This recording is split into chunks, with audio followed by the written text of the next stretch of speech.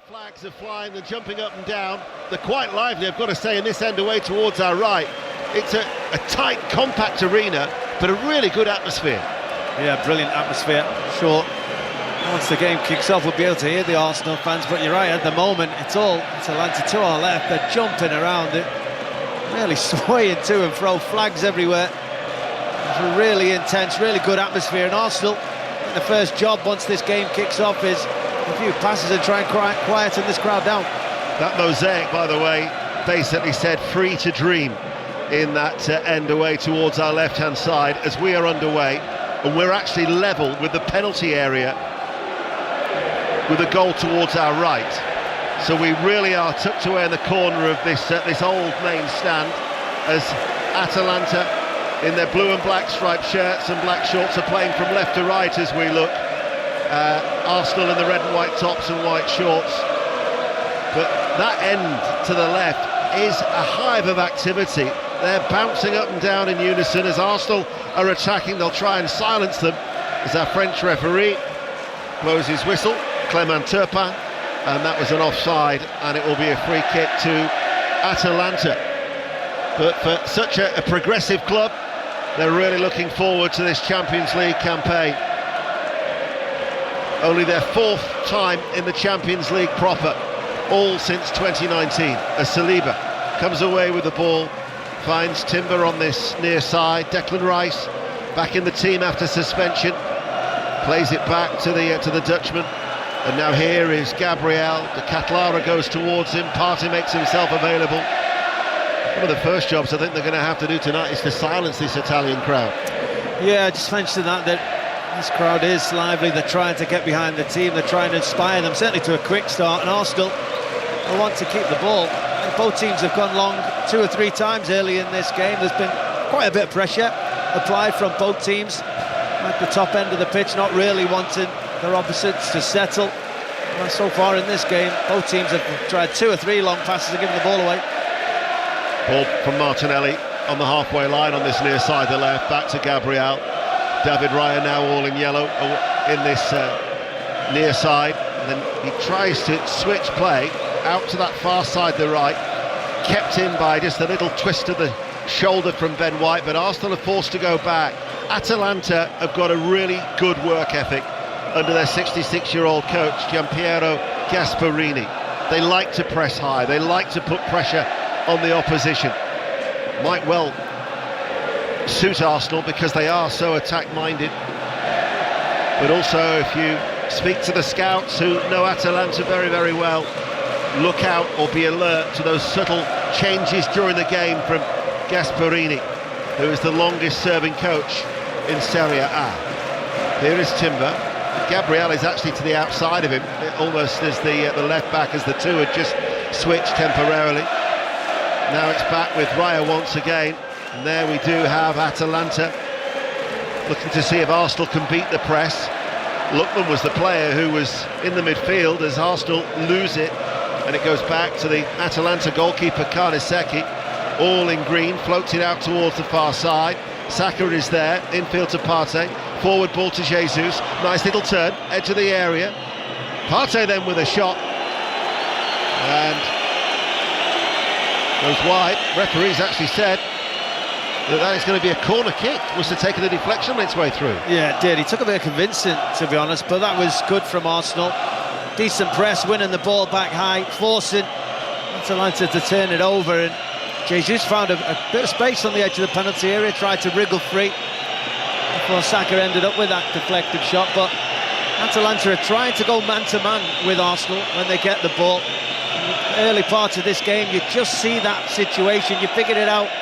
If you are man-to-man, there may be opportunities to get away from their markers. Arsenal then have a corner kick near side the left, in front of the end where the ultras are housed in the Curva Nord. It's going to be Declan Rice to take it. It's right-footed, it's an in-swinger.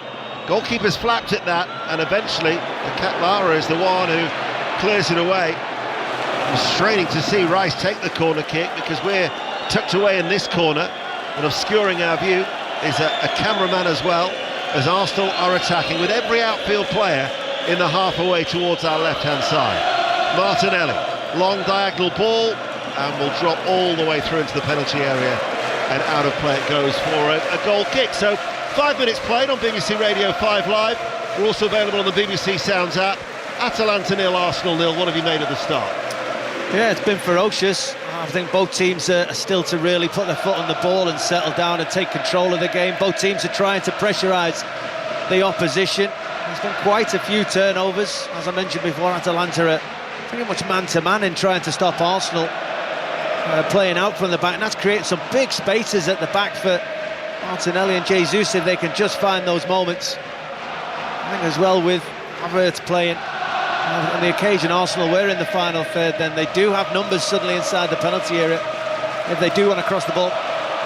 Arsenal coming forward with Havertz making that run in towards the penalty area, and it was a right-footed shot arriving from deep, off target. They've had a couple of efforts now, both not troubling the goalkeeper Karnisecki, but again promising. Tame shot, but good signs. Honestly, I mentioned before, Atalanta trying to squeeze in. Kolasinac went all the way in with Bukayo Saka, and suddenly Havertz had a brilliantly big space to run into. He was just winning a second ball, and suddenly he was in at that back two that were left over for Atalanta. Really poor effort on missed the target though. He looks heavy, doesn't he, Kolasinac, the former Arsenal player? 118 appearances and 5 goals in his 5 years before he left for Marseille. The Bosnian's now 31. I mean, he was always stocky, but he just seems to be a little bit heavy. Or is that a little harsh? I always think it's a little bit harsh, but yeah, I think that was always his profile at Arsenal. I don't think he was a player that was as fluent movement-wise, could turn sharpness over a couple of yards. I think he can get up to good speeds. I'm sure, as I say, with that back three with Martinelli and Saka either side of Jesus, if they can get into situations where you can get Saka 1v1 with Kolasinac, and when you can get, as we saw earlier, Havertz getting forward and breaking into the spaces down his side of him, and that is a big opportunity. Constant noise inside the Stadio de Bergamo here in northern Italy in the 2 early games in the Champions League, this single league phase of course. Red Star Belgrade 1, Benfica 2, Feyenoord 0, Bayer Leverkusen 4 were the 2 results. Atletico Madrid 0, RB Leipzig 1 is a latest score in one of the 3 other games that are being played on this, the 3rd successive night of match day 1 for the revamped Champions League format. A 3rd successive day of live coverage inside the stadium on BBC Radio 5 Live and BBC Sounds. Switzerland and Milan on Tuesday, Manchester last night, and here we are in Bergamo with exclusive live radio commentary from Italy, from 5 Live, and so much live football to look forward to over the weekend, including Manchester City Arsenal, that will come live on Sunday from midday at the Etihad ahead of that 4:30 kickoff. But the focus now for Arteta and co is this Champions League. We talked in the build-up with Mark about their indifferent away form last season in this competition, only 1 win in 5 on their travels. As Raya hits a long ball downfield, Jesus rises in the air, and that will be cleared on the volley by Isaac Hayne, who's a very impressive Swedish international defender who arrived from Verona last January. I think it's only a matter of time before he maybe moves on as well. He signed the deal until 2028, but he's very, very good in the air, is Isaac Hayne. As Mikel Arteta takes advantage of a break in play, Arsenal have a throw on the halfway line, and the Arsenal manager just leans and has a word with Jurrien Timber, his left back, who waits to take the throw. He looks to Martinelli, hooks it into the path of Jesus with his back to goal, loses the ball. His first start for Arsenal this season after 2 substitute appearances. Edison then gave it away to Partey, he couldn't hold on to it, and now Lookman on that far side, who scored that hat-trick when they beat Bayer Leverkusen in the Europa League final last season, and really has done well, the Nigerian international, for Atalanta. Yeah, he has. He's had a pretty good career. I mean, I remember him coming to Everton, he showed flashes of brilliance, and I'm sure he would probably People thought around him he may have done better in his time. But he was only young, he was learning his trade, and at the moment he's found the perfect place to play football for him. They're getting the best out of him. Only, what is it, 9 minutes on the clock. I think he's touched it 4 or 5 times, but this crowd get excited when the ball's near him. They suddenly, there's an intake of breath. They're all expected him to unlock the door. So Ben White will have to be really close, really touch tight, make sure he's on top of his game this evening. Zappacosta is just starting to wander forward, and because of the presence of De Ketelaere, Jurrien Timber at the moment has just got 2 players to keep an eye on as the Arsenal left back. Meanwhile, ball is played up to Matteo Retegui, passes it back to Lookman, now comes in field, and this is where they've got the overload on this near side, the right, and Zappacosta level with the penalty area. Timber though stays with him, passes the ball back. Now all of a sudden there's a chance to put the ball into the box. Lookman is there, and then that cross that came in from Jim City was just over the head of Ademola Lookman, who has never scored in 4 previous games against Arsenal.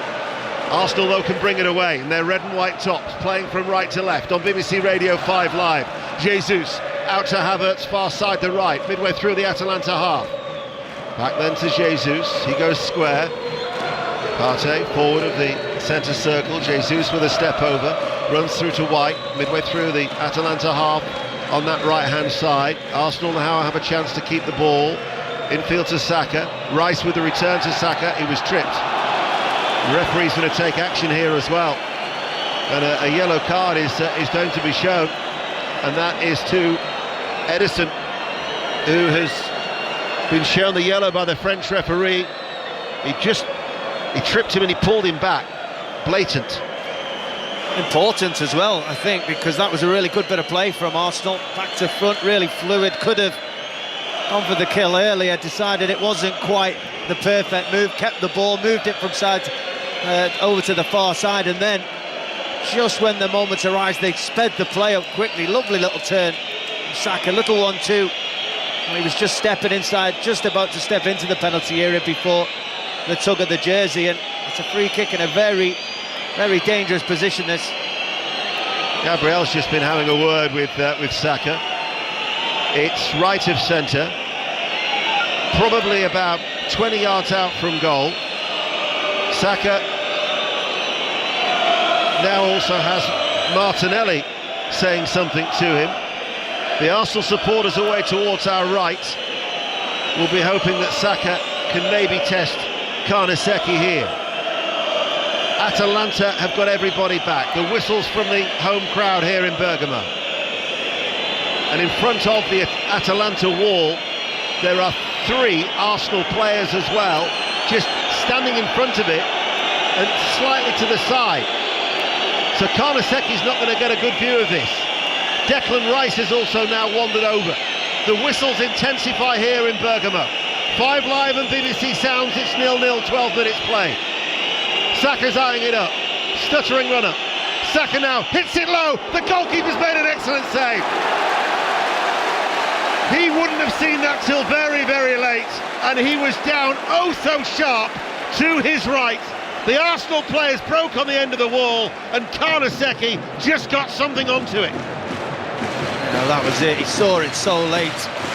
Because of that 3-man Arsenal wall just at the side of the Atalanta wall, Bukayo Saka just went low, goalkeeper's side. His teammates jumped out of the way of it, having seen it so late. Even though it was goalkeeper's side and the position he took was in that space behind the Arsenal players, he was still at full stretch, full to his right hand, strong right hand to keep it out, and then to get up quickly to stop. I think it was Thomas Partey coming in for the rebound. Should have been a corner for Arsenal. The referee giving a goal kick, but brilliant save, wonderful free kick as well.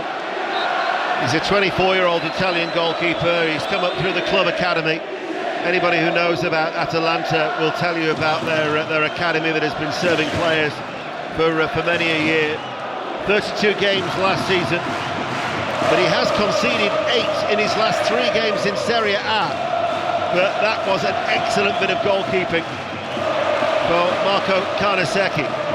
Incidentally, they have the former Wolves goalkeeper Rui Patricio on the bench to Atalanta. as the ultras with the flag still flying behind the Italian goal away to our left continue to make the noise. And there's a beat of the drum from somewhere too. Lovely atmosphere. It's a nice relaxed feel on the way to the game here in Bergamo, as the 1,300 Arsenal supporters flying into northern Italy. Some of them we saw in like some sort of a fan zone in the lower town of Bergamo, because they do have the old town Città Alto with its Venetian walls, as Atalanta are attacking. Lookman into the penalty area. Jim City had made the run forward. Rice had to go with the run of the central defender. Concedes the corner kick, 0-0. Yeah, well done, Declan Rice. He saw that run coming from deep. And Jim City all the way up from the back, just continued his run, ran into the space just ahead of Declan Rice. He got the opportunity to see it coming, and he did what you're supposed to do. He did his job. He tracked him all the way in to that space between his centre-half and his left-back, and made sure he defended it well. Lookman with a corner kick near side the right. It's an outswinger. It's going to come out to Edison on the edge of the penalty area. Arsenal had everybody back, still 0-0. Cross worked over from that far side the left, and the header from Hayne is off target. Couldn't get enough behind it, and it will be a goal kick. So still goalless on 5 Live, just over a quarter of an hour played. Yeah, a dangerous cross into that middle area. As you said, Hayne was the player who got above everybody to get on the end of it, but he was under some severe pressure, as you'd expect from those Arsenal defenders, especially the two centre-backs. Any ball that comes in there, you expect them to compete for, make it difficult within them numbers. But it's good an attack that was for Atalanta. They do push people forward, they do put people into aggressive attacking positions. They are vulnerable on the counter-attack if Arsenal can win the ball back. Not that you'd know it inside the stadium, but there was clearly a VAR check going on there, because Raya was told to wait by Clement Turpin before getting the game restarted. He had his hand to his ear, so I'm not too sure what they were looking at. But play is back underway now. Once again, VAR doing nothing for the paying spectator inside the stadium. Ball hit long by Raya. Rice is forward, gets his head onto it. To Havertz trying to pick up the pieces on the edge of the area. Back then to Timber, who joins the attack. Timber on this near side the left. Havertz a few yards in from the left touchline, and then a loose sight of the ball because of the cameraman, who's wrapped up warm. He's got a big thick coat on and a woolly hat. Here I am in my t-shirt. Yeah, it's a mild night. It's not that mild. He wouldn't be able to move in the winter, I'm sure, if that's what he wears when it's mild. There's been a goal elsewhere in the Champions League. Monaco are leading Barcelona by 1-0. Timber waits to take the throw. Rice inside the penalty area, prods it back. Martinelli with a shot, right-footed. A little bit off balance. He actually took a tumble once he'd got the shot away, and it was over the crossbar. But Arsenal are creating the chances. Yeah, it was a good chance, that one. I know it was a snapshot because he sort of stumbled into his first touch because of the way it was put into his path. He did well to sort of take it with him. He just couldn't quite sort his feet out. Probably about 12 or 14 yards out on the angle to find the target. Well, that's a couple of occasions, a big long ball up from the goalkeeper and a flick on from Declan Rice, and Kai Havertz nearly got in behind. Long throw there from Arsenal into the penalty area, and suddenly they're causing problems. Those longer passes Atalanta have struggled to deal with. It might not be so mild when Celtic come here on match day 3 after that excellent victory against Slovan Bratislava last night at Celtic Park. Atalanta will be away to Shakhtar, and then they entertain Celtic in their next home game in this new league phase of the Champions League.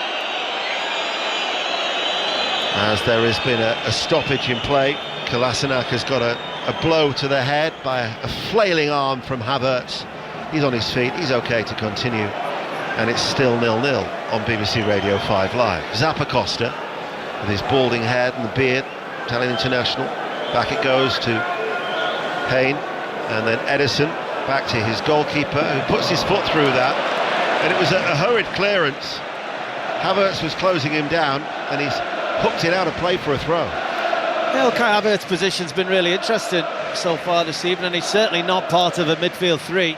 he's more often than not part of the front two. He's dropping into spaces at times. Sometimes he's beyond Jesus right at the top. When they defend, they're pretty much a box. Declan Rice and Partey are together, then Jesus and Havertz are coming back and making that a four-person box in front of them, with Martinelli and Saka just remaining a little bit higher and a little bit wider. He's been a threat so far, Kai Havertz. Ball goes back to the goalkeeper, Karnaseki, and then he hits it into the air, out towards De Ketelaere on this near side. Gabriel put him off, and he goes out of play for a throw. Timber to take it. Again, Arteta just says, slow it down. A draw would be an excellent result for Arsenal here, wouldn't it? Given Atalanta's form. Yeah, I mean, I think a draw would be a good result. I think Mikel Arteta and Arsenal will be happy to come away from here, but I think a win would be a statement. Yeah. I think a win would say, as I want to see from Arsenal, I want to see them make a statement. But absolutely, I don't think a draw would be a bad result. That's the voice of Leon Osman, who knows Mikel Arteta so well.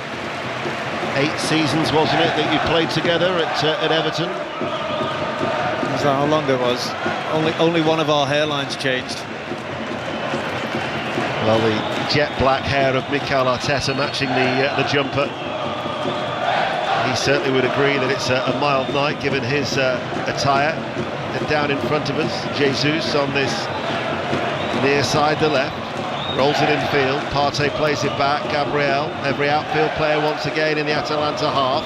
Now here is Saliba in the centre circle on the halfway line, out to his right to White, wobbly ball forward, Havertz then goes short and square, and Partey looking to Timber, runs through to Jesus, who'd stayed out wide on the left hand side, tried to hit it first time, comes back to Jesus, runs in field, loses the ball.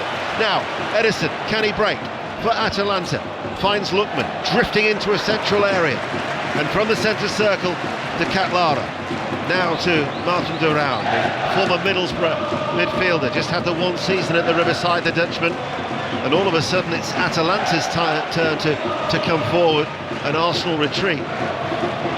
And here is Edison breaking through from midfield, Havertz going with him, and Edison, adjudged to have fouled Havertz. Got to be careful, bearing in mind he's booked. The sign of dissent here could land him in bother with Clement Turpin. Yeah, Havertz won the foul more than anything else, but that was really good from Arsenal. There was a moment, you said, Jesus lost the ball in the middle of the pitch, they were in advanced positions, but the speed at which they recovered, they got behind the ball as a 10, and then an 11, but they weren't concerned about being in the perfect positions at first. They knew the positions that somebody had to take up. Declan Rice was left back, Timber was centre half, Gabriel was centre midfield for a few moments, just to get behind the ball, slow the opposition down. Then, as they earn the time to get back into positions, they find themselves very well organised. Atalanta slow down, suddenly they can then go and win the ball back, what Kai Havertz did. Really good defensive shape. Well, Raya hit the ball long, and it was headed away by Isaac Hayne, who is so dominant in the air. You struggle to see him lose an aerial challenge.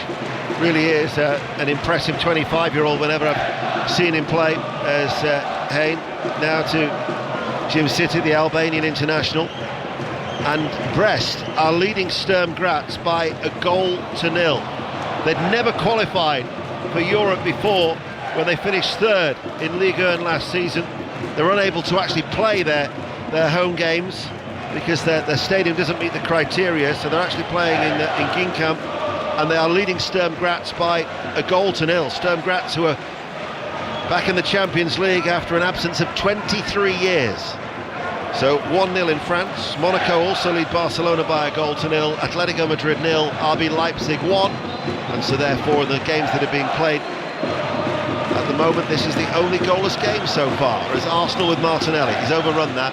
Hayne steps out of defence to get there first, but he prods it straight to Gabriel, and Arsenal with the turnover get it back. Thomas Partey, midway through the Atalanta half, just in from the left touch line as Gasperini, the silver-haired coach of Atalanta. That was a poor ball by Thomas Partey, very, very loose, sloppy, and Atalanta have it, and back to their keeper they go. Just when I thought for a moment Arsenal were just about to take control of possession and have their first real sustained spell, it was a sloppy pass. He was just trying to flick it into an area and hope that his teammate was going to take control of it. Gave the ball back so unnecessarily. But still, as at this stage, no one's really took control, sustained possession in the game. It's still we attack, you attack. Atalanta have been awarded a free kick, but the French referee wants it taken from the exact position. Atalanta wanted to take it just a little bit to the right and take it quickly, but Clement Turpin said no. There's Zappa Costa back to Jim City, and Gabriel Jesus closes him down from the throw. But bearing in mind we've been playing for 25 minutes, Arsenal have defended well. They've restricted Atalanta to hardly any opportunities. As Ederson finds Lookman, man over on that far side, the left is Ruggieri. Here he is now, Matteo Ruggieri, the Italian defender. Kolasinac, short diagonal ball, gets it back from Lookman, able to turn. Ederson, central position midway through the Arsenal half. Retegui holds it up, ball played out by Ederson. Ruggieri on that far side doesn't deliver the cross. Ederson now will play it in, but it was an in-swinging cross off his right foot, and that allowed Arsenal's defence to head it away. And then they push out, but looking solid, looking organised. As the round out to Zappa Costa. Zappa Costa steadies himself, and the cross is very, very deep. Ruggieri will try and keep in that curling ball and succeeds. Far side the left, Lookman, left corner of the area. White stands in front of him. Lookman plays a low ball in. De Lara was pushing Gabriel to the floor, cleared by Martinelli, and at the minute Atalanta just can't seem to test David Raya in the Arsenal goal amongst the backdrop of this incessant noise in Bergamo on BBC Radio 5 Live. But bearing in mind that they've scored at least 2 goals in each of their 7 games at home, they are a free-scoring side here in this stadium. They haven't really been able to cause too many problems for this Arsenal side so far in this first half. Rice to Havertz, turns inside the centre circle. Rice wants the ball back and he's unmarked in the centre circle, and he gets it, the England international. Jesus drops deep, lays it out towards White. Back it goes to Rice once more, running forward now with the ball. Leaves it for Partey to come onto. Back towards Rice, and now White, level with the penalty area on the right. White with a cross, headed out by Kolasinac. It'll just run back towards Declan Rice. No real pressure on Declan Rice at this stage. As Saliba, forward to Rice, seeing a lot of the ball, isn't he, Declan Rice?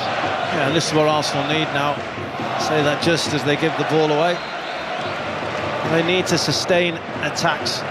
They need to keep possession of the ball. They need to try something. If it doesn't come off, they win it back very quickly and they keep Atalanta in their own half. As I said, up to this stage, it's been very much we attack, you attack. And you're right, they've defended really well. They've not allowed Atalanta many, if any, chances. They've had a couple of crosses where maybe they were hoping to get on the end of it. And Arsenal defended it well. What Arsenal do though is they drop everybody back. They make sure you've got to go through all 11 players, which makes it difficult for Atalanta and it makes them look very solid, but they have to get out as a team. They end up defending for 3 or 4 minutes rather than maybe having somebody a little bit advanced that could start a counter-attack or hold the ball up if it came out. The voice of the former England international Leon Osman with us here on BBC Radio 5 Live in Bergamo as the fair-haired De Lara comes forward on this near side, the right, plays it back, the round right corner of the area, back now, edge of the centre circle, and Hayne now to Jim City, who plays on the right of that back 3. Zappa Costa, De Lara and Jim City all on this near side, the right. Zappa Costa has stayed high, level with the area, then they go back to Lara, but Arsenal keep their shape and force Atalanta back. Hayne now, they'll work it across the back on the Italian side. Ruggieri, infield to Lookman. Lookman coming from deep, accelerates, runs into a central area, then faces Partey in front of him, so has to release the ball to De Lara. Jim City helps it on its way, down onto this near touchline for Zappa Costa, level with the penalty area. Timber couldn't get a foot into the challenge. Retegui pulls it back to Lara, first time effort, left-footed on the rise. Off-target goal kick, 0-0, 5-line. Yeah, that was good play. First time we've really seen Atalanta move the Arsenal players around to where they want to be. Find space, get in behind players. So Atalanta with the final effort, but it was a great ball into Retegui. Held it up, little back pass, little back heel in behind, which was what confused Gabriel. Couldn't stay with it, and actually from the position he should have hit the target at the very least. Scare for Arsenal. Belgian international who really has found his best form here in Bergamo. They signed him actually from Milan after a very successful loan, so they paid 22 million euros for him. Didn't actually score in 40 appearances during his time at Stadio San Siro, but last season 14 goals in 50 games, 12 assists as well, so he really was back to his very best, and already has scored 1 goal this season, and he went close there as Atletico Madrid have equalised through Antoine Griezmann. So 1-1 in Spain, and Barcelona have equalised as well in the Champions League. Monaco 1, Barcelona 1. Lamine Yamal with that goal just before the half hour. Champions League final score is actually available tonight on the BBC iPlayer and the red button if you wish to see those handful of scores and also listen to the commentary, as with 14 minutes to go to half time it is still goalless here in Italy. Payne out to Rudri on that far side. De Ketelaere now makes the run out towards the left, tries to backheel the ball to the left wing back, but there was Saliba to stop it, plays it short forward, runs away from its intended target, Saka. De Ketelaere out to Rudri. Lookman now takes over level with the penalty area. De Ketelaere joins the attack. Rudri has stayed forward. His cross cleared on the volley by Saliba inside the penalty area. Kolasinac at a walking pace. Infield to Ederson. Midway through the Arsenal half. Now with Buron. Jim City on this near side. So they're using the width on both flanks here at the moment. Atalanta, who finished 4th in Serie A last season, and now they've given the ball away, and Havertz up towards Jesus. Jesus wasn't expecting it to be played behind him. I think he wanted it in front of him, and as a result, Arsenal never were able to seize momentum from that break. Yeah, they just lacked the pace there to really scare Hayne, to really break away from. But you're right, when that pass came from Kai Havertz, so they were 2v1. He could have kept the ball, he could have ran a bit further. He played the pass down the side that Jesus wasn't looking. It's an opportunity there for Arsenal. Zappacosta's first time cross strikes the legs of Timber, doesn't go out of play. Jim City will hold off Martinelli. Mikel Arteta patrolling that technical area in front of this quaint main stand here in Bergamo. Eventually, I think the plan is to get 4 modern stands. We've got the 2 modern ones that have been built in recent years with the renovations that have taken place. Zappacosta on this near side wraps it into the feet of De Ketelaere, right corner of the area. The return ball, Zappacosta couldn't take it with him, couldn't keep the ball in play, and it will be an Arsenal throw as 12 minutes to go to half-time, 0-0. Well, Declan Rice has just been looking around trying to ask some questions and find some answers, because for 25 minutes Arsenal felt like they were in control of this game, both ends of the pitch.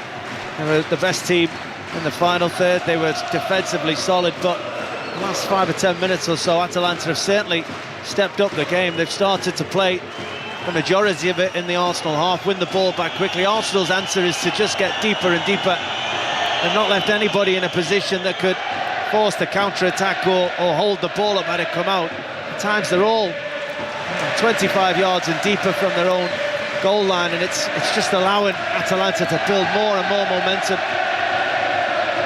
Such enthusiastic support. I do hope it's coming through off the effects mic that we have here in Italy. They've not stopped singing throughout, creating a wonderful atmosphere as it's still 0-0. Ball towards Lookman, stopped by Partey, closed down by Retegui, who's been in excellent form, the Italian forward. 4 goals he scored in his 5 appearances. Speaking to an Italian journalist last night in the press conference, he was saying that he wouldn't have been too surprised if either one of De Ketelaere, Retegui or Lookman was dropped for Pasalic to go into the midfield, but only made the one change, did Gasperini, from a very eventful game at the weekend where they beat Fiorentina by 3-2. All 5 goals scored in a frantic first half, as twice they came from behind for what actually was their first home game of the season. They played their first 3 away league games on their travels due to the renovation work that we've been talking about. 10 minutes to go to half-time on 5 Live, and it's still 0-0. Arteta would be content. Yeah, I think if you come away from home and you get to half-time 0-0 and you feel like you've controlled the majority of the first half, I think, yeah, you're obviously content, but yeah, I just think they've just allowed, rather than an Atalanta step in their own game up, I think Arsenal have just felt comfortable and just come off it a yard. If you do that at this level, the opposition will take that momentum. Here is White, plays the ball back. Saliba will actually stop it, going back all the way to David Raya. And now he will run forward. Retegui will go towards him, but Saliba accelerates onto the halfway line, and then Arsenal play it back to Partey, who was filling in behind the central defender. He now runs forward into the Atalanta half, right to the centre circle, finds Saka on that far side. White now is pushed up. Gabriel Jesus has come very, very deep. Here is Partey, and again it was played behind Gabriel Jesus, and maybe he's not content there, as he just rubs his chin and just starting to, a little frustrated, I think, with the way that ball saw Arsenal's attack break down. Yeah, because again, I mean, I think that's the 3rd or 4th time now, just when you think they've forced themselves into Atalanta's half. Here's a moment of sustained pressure where they can keep the ball, do what Atalanta have done for the last 5 or 10 minutes, keep them on the back foot, push forward. It's an unnecessarily sloppy pass when you're in good positions. Jesus, off the chest, lays it off towards Rice. Crowded out, loses the ball by a combination of De Ketelaere and Durão. Arteta wants everybody back in those red and white shirts, and a ball from Martin Durão was too far ahead of Zappacosta, and he knew it as soon as he played it down the right flank.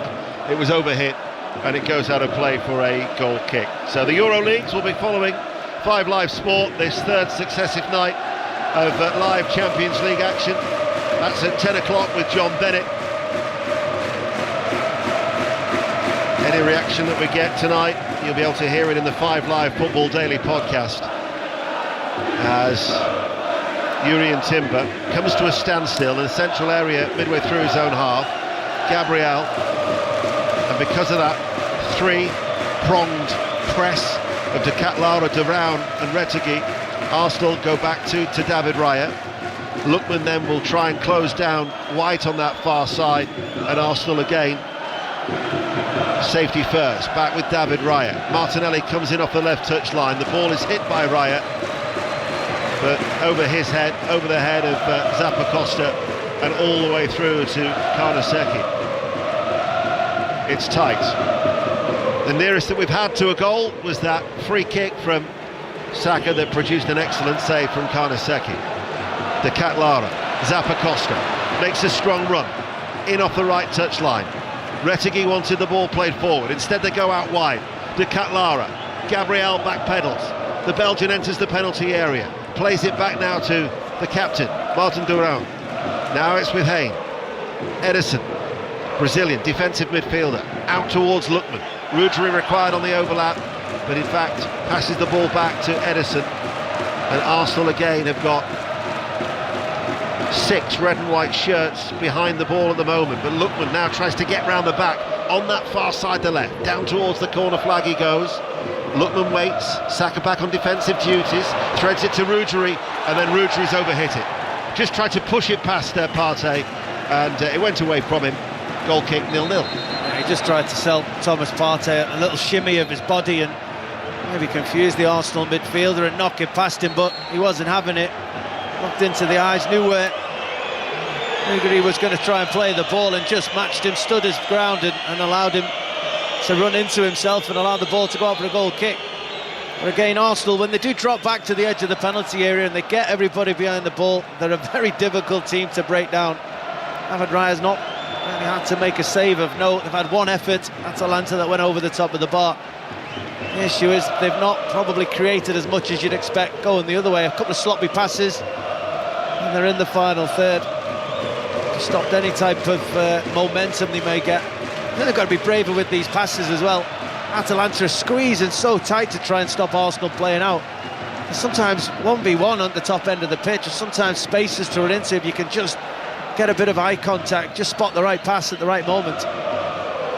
In the Curva Nord, the end away towards our left, the scarves are being swung around their heads, the flags are still flying. Really healthy atmosphere, a vibrant atmosphere here in Bergamo. 5 minutes to go to the break. The Arsenal supporters just tucked away in the corner to our right-hand side as the ball headed down by Havertz. White unable to keep the ball in play as he ran forward with real vigour, and it will be a throw to Atalanta. Well, he just ran offside there, Ben White, but it was the right idea.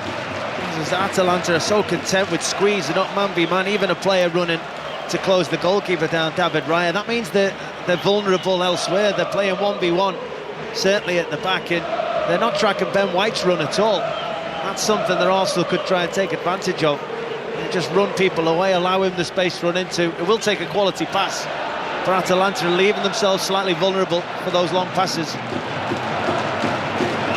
Ball goes long by Karnaseki, held up and lifted out to this near side by Retegui to Zappacosta. Right wing back will pass the ball into Jim City, central defender. One of the central midfielders now is Duran, his other one is Edison. Out it goes to Kolasinac. Every outfield player of Atalanta is in the Arsenal half on this right hand side. Edison now swings it into the air. Timber though climbs too early, comes off the top of his head and will go out for an Atalanta throw on this near side. 3.5 minutes to go to half time on BBC Radio 5 Live. Jim City, Jesus in front of him. Arsenal have everybody back behind the ball in their red and white shirts. Edison along the ground, out towards Ruggieri. Ruggieri with the cross, bouncing ball, rises up the chest of De Ketelaere, and it's cleared on the volley by Thomas Partey before it can fall to the feet of Ademola Lookman. Saka now on that right hand side, looks to release Jesus. Jesus was a heavy touch, and then has actually caught Kolasinac in his attempt to get the ball off that second touch. He fouls the former Arsenal player. It'll be a free kick to Atalanta. So whilst there is a stoppage in play, a reminder of our next live football on BBC Radio 5 Live. Mark Chapman as always from midday on Saturday. The usual goal service as we're at Anfield once again. Liverpool against Bournemouth, to be followed by Crystal Palace Manchester United at 5:30, and on Sunday Brighton Nottingham Forest at 2, before Manchester City Arsenal at 4:30, where you will once again be on commentary duty. I will. Another big game to look forward to. I'm sure Arsenal will probably not be thinking about that at the moment, with this game still to play for. Unbeaten against Manchester City last season in the 2 games that incidentally came on the back of European matches, as De Ketelaere overruns it, out of play, it goes for a throw. Mikel Arteta not happy with Thomas Partey, snapping his hands quickly. I think he wants Thomas Partey to be a little bit sharper there in the midfield. Yeah, he's one of the people that have been culprits of giving the ball away a little bit cheaply. He's also just lost 2 or 3 1v1 battles. He came out on the important one inside his own penalty area about 4 or 5 minutes ago, but centre of the pitch, he's just been a bit slow to react, and his manager just giving him a heads up. It's that Ben White pass again. David Raya looks towards White, but that was read very, very well by Matteo Ruggieri, the left wing back. Saw it, dealt with it with a head out of play. It goes for a throw. We're about 60 seconds away from seeing how much added on time there will be here in Bergamo. Still 0-0 from the throw, the little chest off. Havertz with his back to goal, the edge of the penalty area, plays the ball back. Thomas Partey now to Gabriel. Gabriel joins the attack out towards Martinelli. Martinelli looks to go on the outside of Zappacosta, lets the ball settle. bobbled a fraction for him. Back to Gabriel, infield, Thomas Partey, out towards Gabriel, and in between Gabriel and Martinelli. And again, Arteta tries to raise his players because just another simple ball went astray, and from what could have been a promising position, nothing materialised from it. Yeah, it's been the story of the half. Thomas Partey again there on that occasion, just when Arsenal seem like they're in control, asking questions, just giving the ball away so unnecessarily. I mean, it went in between two players, slowly, agonisingly rolled out of play, and suddenly they've lost momentum. Now they're having to chase the ball again. Jorginho did the pre-match press conference yesterday. Also spoke here at the stadium as well to some of the TV stations. That Jorginho, one of the couple of changes that Mikel Arteta made from the side that won away at Tottenham at the weekend. We're into the 1 minute of added on time here in this first half. That remains Atalanta 0, Arsenal 0 for their first ever meeting in any competition. The round from the back. Jim City gives it away. Both sides now guilty of a little bit of tardiness as Timber waits for the throw. And I think very, very soon Clement Turpin is going to blow his half-time whistle. And maybe during the 15 minutes of break, the Atalanta supporters might rest their voices. There's going to be some hoarse voices tomorrow. They've never stopped singing throughout this first half. There's Saliba. There is the half-time whistle. So Arsenal have defended well. They've restricted Atalanta to limited opportunities. The Catlara's first time left-footed shot over the top. 3 efforts off target for Arsenal. But the best opportunity by far was a Saka free kick after 13 minutes. It was low. Karnaseki made an excellent save to his right. Yeah, I think the story of the half is two teams that are trying to push forward, trying to make something happen, but are very wary of being caught out and exposed at the other end. They're not exposing themselves in any way. Both teams have had half opportunities.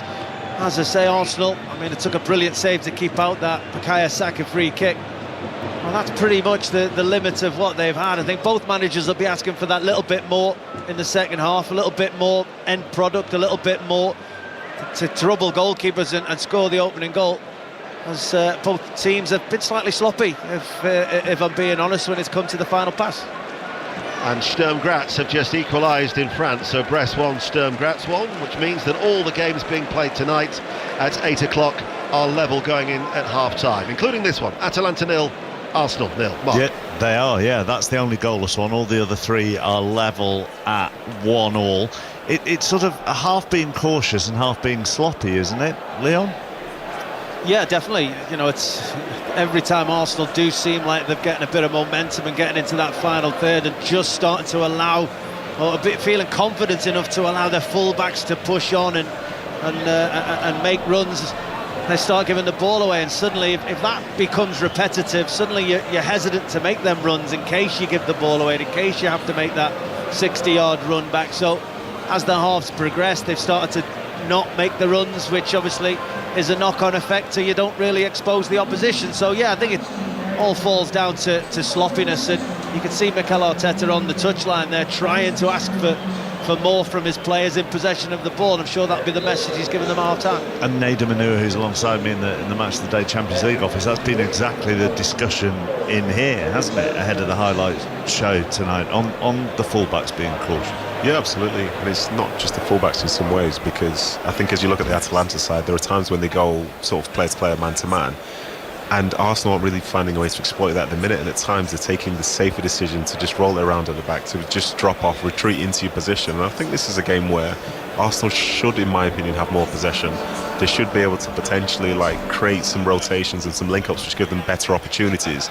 but instead it feels like a very safe performance from Arsenal at this moment in time. But if you want to be successful in Europe, you've got to be able to be on the front foot as well. And actually, watching thank you to Leon and thank you to Ian, back with them for the second half. Actually, with all the 4 games on the monitors that we're watching, that's the most cautious of the 4, actually, isn't it? It is. And even, I think from an Atalanta standpoint, there's talk about Retegui and the goals that he scored with his head. So as I'm watching the game there, I'm seeing Gabriel Saliba and Partey doing a 3v1 marking job on him. But surely it doesn't need 3. It definitely needs 1, but 3 feels like a lot. And unfortunately, as I say, it's not been great.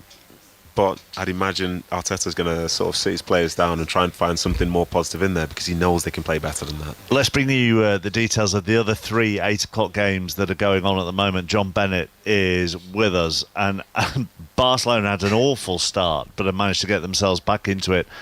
Monaco, we'll start with that. Absolute nightmare start, yeah, you're right. Monaco 1, Barcelona 1. So Eric Garcia sent off the Barcelona defender, professional foul, and that was after just 10 minutes. 7 minutes later, a young French rising star, Magnus Akliouche, scored with a low shot for Monaco. But then the equaliser for Barcelona, and this was an amazing moment. Lamine Yamal at 17, we all know about him after the Euros, but this was his first ever Champions League goal. Brilliant goal, ran at a defender, cut in on his left foot, low finish just outside the box. Michael Jordan watching in the crowd. It's genius watching genius, I think. Elsewhere, Atletico Madrid 1, RB Leipzig 1. So Leipzig scored very early through Benjamin Šeško after a good counter-attack. Antoine Griezmann equalised with a volley. And it's Brest 1, Sturm Graz 1. Sturm Graz equalising just before half-time, as Ian Dennis was saying. But the Brest goal was scored by Hugo Magnetti, a volley. That's their first ever goal in European football. And it's a great story because he's been at the club a long time, played for them in the second tier. It's not a valid game of football anymore unless you have some American sporting legend sitting there watching. Tom Brady one day, Michael Jordan another day. Has Jordan got Gary Neville next to him? He's not this time, no. Thank you very much, John. 2 early games in the Champions League, and Red Star 1, Benfica 2 was how it finished, and Feyenoord 0, Bayer Leverkusen 4. So the second half of Atalanta Arsenal on the way here on 5 Live, goalless at the break. Let's just get the latest news from Alison Hughes. The voice of the UK. And the home of the Premier League. This is BBC Radio 5 Live. Israel's army says it's hit around 30 Hezbollah rocket launchers in airstrikes carried out in Lebanon. In a statement, the Israeli Defence Forces said they also struck a weapons storage facility in the south. Earlier, the leader of Hezbollah said the Lebanese militant group would fight on, despite attacks on its communication systems. At least 37 people died and thousands were injured across Lebanon when pagers and walkie-talkies used by the group exploded. Hassan Nasrallah blamed Israel and said it could be seen as a declaration of war. Here's our security correspondent, Frank Gardner. Hezbollah is in disarray. They are hurting. They've been humiliated by this.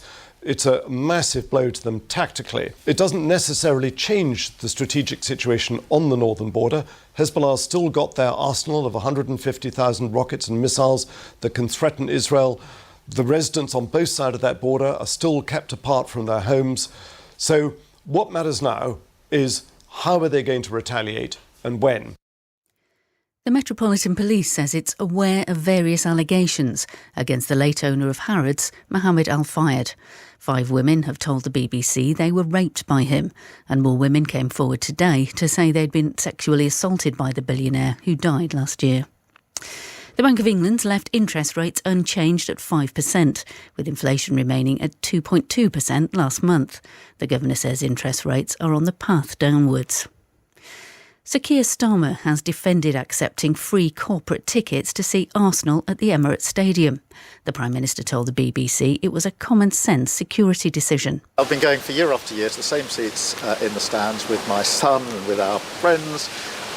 Since I've been Prime Minister, the security advice is don't go in the stands, not least because it will cost a fortune to the taxpayer in security police officers if you choose to go in the stands. I've taken that advice. I've been offered a ticket somewhere else. Frankly, I'd rather be in the stands, but I'm not going to ask the taxpayer to indulge me to be in the stands.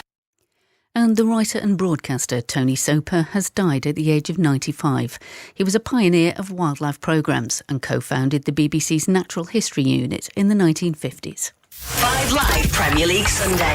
Mikel Arteta to Arsenal is confirmed. We were sad when he leaves. He's above or beyond a good manager. Arsenal have confirmed the signing of Declan Rice. Manchester City have agreed a deal to sign Erling Haaland. They are champions again. They've won it 4 years running. I think Arsenal get even closer again. The level is higher and higher. 5 Live Premier League Sunday. Welcome to you, Manchester City against Arsenal. Listen Sunday from 12 on 5 Live and BBC Sounds.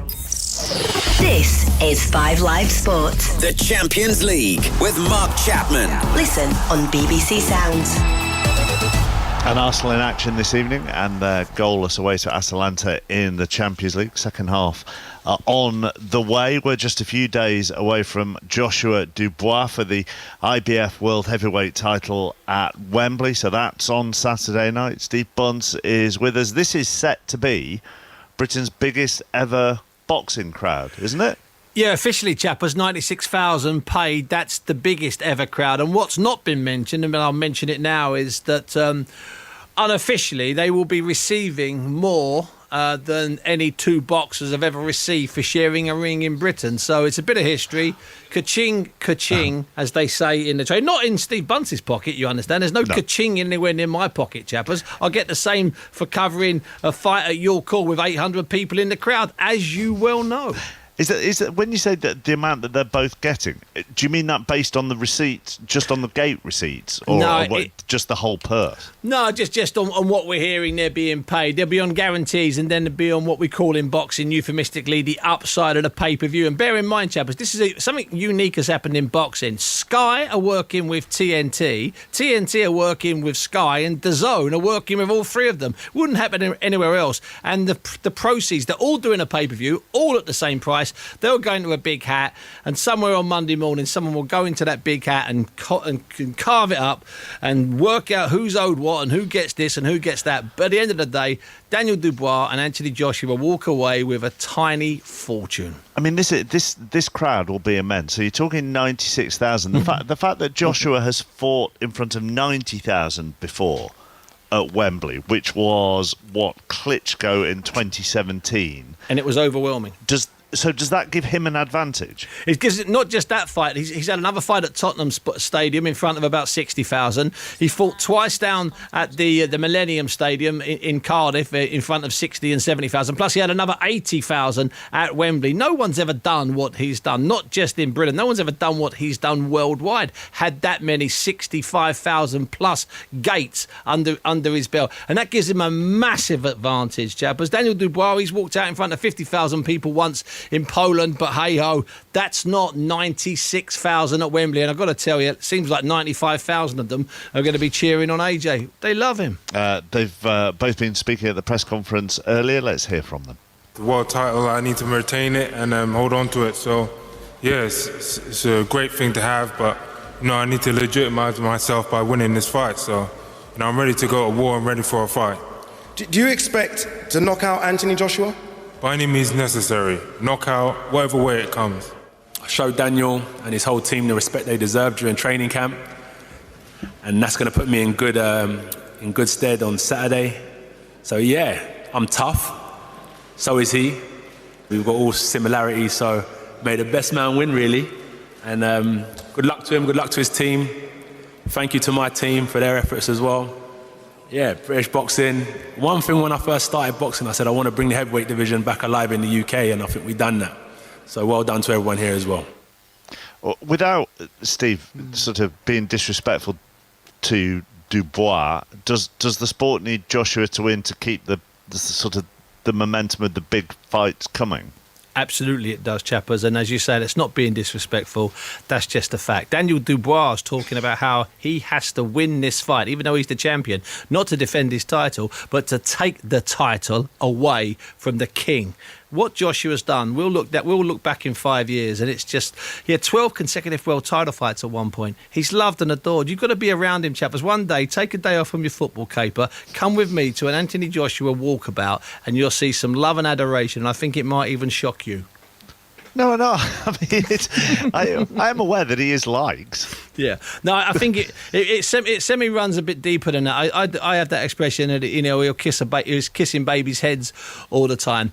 You know, people do talk about him in supermarkets. He's been through an awful lot. I've never known any boxer be under the pressure he's been under since he turned professional in 2013, and he's under immense pressure on Saturday. Why is that? Because I think he was a British super heavyweight Olympic gold medalist, and people warmed to the story. They warmed to the fact that 4.5 years earlier he was on tag and he could barely get in and back from the gym in time. He'd had his trials and tribulations, he'd come through them. He defied the odds at the Olympics when he shouldn't have really been anywhere near a medal. He'd won that glorious gold. He had brilliant sound bites. He turned professional and he did what you're meant to do as a heavyweight. He was a bit stiff, he was a bit raw, but he hit people on the chin and they went down like a sniper had taken their feet from under them, and people warmed to him, and the crowds just grew and grew and grew and grew. As I say, 70,000, 70,000, 70,000, 60,000, 90,000, and now 96,000.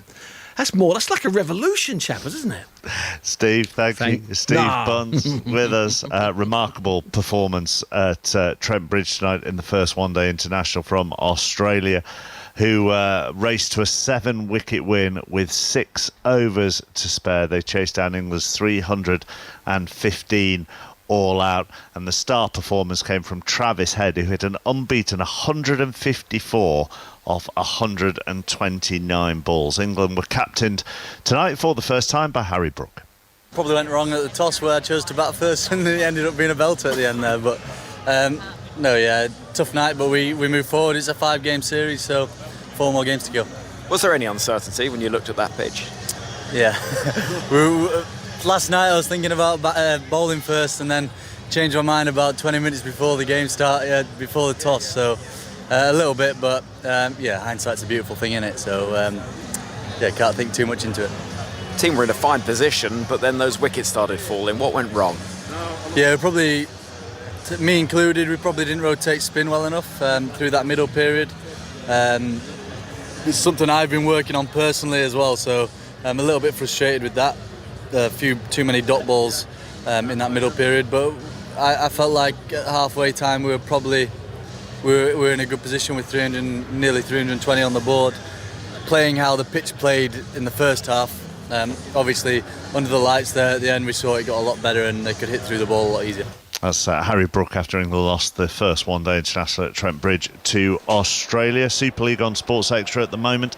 If Wigan win tonight, then they'll get the league leaders' shield, and they are on course to win. They lead Salford 28 points to 0 at half-time. They're back out in Italy and ready to go. Goalless between Atalanta and Arsenal. Here are Leon and Ian.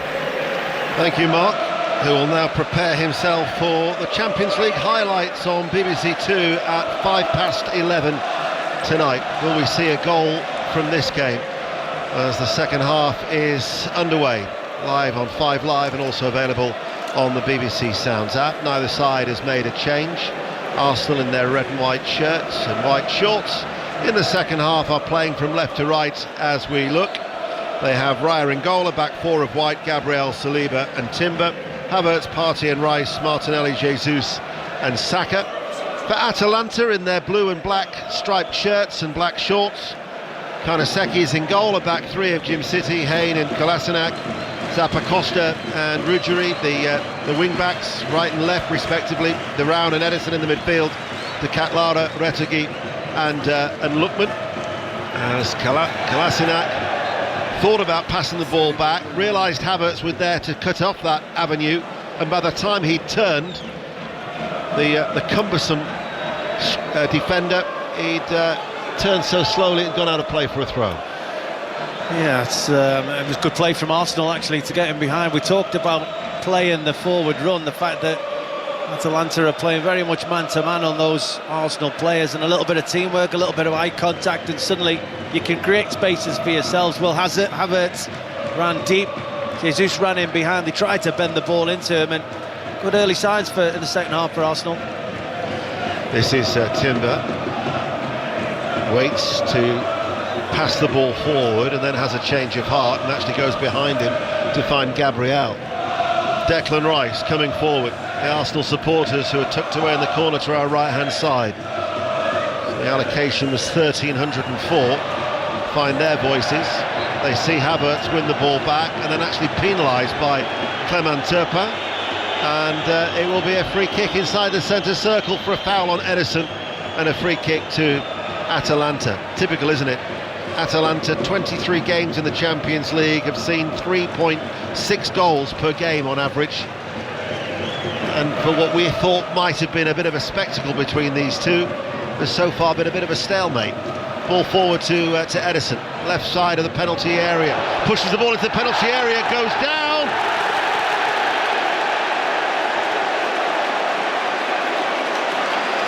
And the referee has given a penalty. Ederson against Thomas Partey. Partey holding his arm and Ederson going to ground. And Clement Turpin has given Atalanta a penalty in the opening 3 minutes of the second half. Yeah, I think Thomas Partey's just continued the second half as he finished the first half. He's just found himself in a poor situation. It come from Arsenal again, having good possession of the ball in Atalanta's half. Kai Havertz gives a sloppy one away, gives a free kick away. Suddenly, you've caught yourselves out, you're defending your own half. The next thing, Ederson gets into the inside Ben White and Saliba. Thomas Partey goes all the way and he just knocks it between his legs. Partey sticks his arm out to try and stop it. The contact from that alone would not be a penalty kick. But 2 strides later, Thomas Partey's left ankle makes contact with Ederson inside the penalty area and brings him down. There's a penalty check over it. That's a matter of course that VAR would check the penalty. There was certainly a wag of the finger from Mikel Arteta saying not. So the Jérôme Brissard is the VAR official who'll be having a look at it. But by and large, you tend to go with the referee's call, wouldn't you? Yeah, I'd be surprised if this is overturned. If it was just on the contact from the arm and the hand of Thomas Partey, I'd say, surely. First of all, the contact was outside the penalty area initially. But then he lets go in time. But there's a coming together, there's a tangle of legs. Whether that started just outside the penalty area, I think that's probably what they're looking at. I think there's no question that the referee's given a foul, it's just where the foul took place. Well, given that there is a delay, there must be a degree of doubt as to whether this will actually be awarded, because this is a lengthy delay now, but Jérôme Brissard will be looking at where that contact was initiated. Certainly Clement Turpin is holding his earpiece in his left ear, he's walking away from the players, but the penalty stands. So Atalanta, after a lengthy delay, have been awarded a penalty here to see if they can take the lead. And it is going to be Matteo Retegui who is going to take it. He's been in excellent form so far this season. The Italian international with 4 goals from 5 up against David Raya. It's at the far end of the ground. Retegui still stands immediately behind the ball. David Raya is off his goal line at the moment. He's adjusting his gloves. It's a straight run-up from Retegui. We wait on the referee's whistle. Retegui with a straight run-up. Waits, composes himself, bides his time. It's a stuttering run-up from Retegui, who right-footed sees it saved by Raya. A fantastic double save. He dived away to his right, popped it up, Retegui with a header, and Raya then threw himself to the left to turn it away. What a double save by David Raya, and it remains 0-0. Wow. I mean, the first save is outstanding. Low to his right, penalty kick, double-handed save, but the ball, once it's been saved, bounces all the way across to his left post. He has to get up off the floor and scramble back over. The ball loops into the air. Retegui thinks he's scored, he just thinks he's got a tap in. In comes the corner, and it's a shot then from Ederson that is blocked. Well, he's made some terrific saves already in this early stages of the Premier League campaign. but that was outstanding goalkeeping of the highest order. There's no other way of describing it. To have jumped back off the ball. I watched the striker's reaction when he missed the penalty kick. It bounced back into his path. The keeper was on the floor. He was probably too relaxed when you look back at it now, but he was that relaxed, it just seemed a certain goal. It's come back to the striker. He's just about to head it in. He was so relaxed in his demeanour. You thought there's no way David Raya can get there, but he got up off the floor so quickly, scrambled to his left, and not only got his hand on it to stop it going in, he scooped it away so that he couldn't then tap it in again. It was an outstanding piece of goalkeeper, and he's let Arsenal get away with one there, because that was such a sloppy start, giving free kicks away, continuing what you'd done in the first half, and hopefully that'll be an awakening for this Arsenal team. It was against Aston, well, I think he made a very important save against Wolves on the opening day, I recall, but there was one at Aston Villa where he made a terrific reflex save, but bearing in mind he's dived full stretch to his right, springs back to his feet and claws it away on the goal line. 8 minutes into the second half, Atalanta 0, Arsenal 0.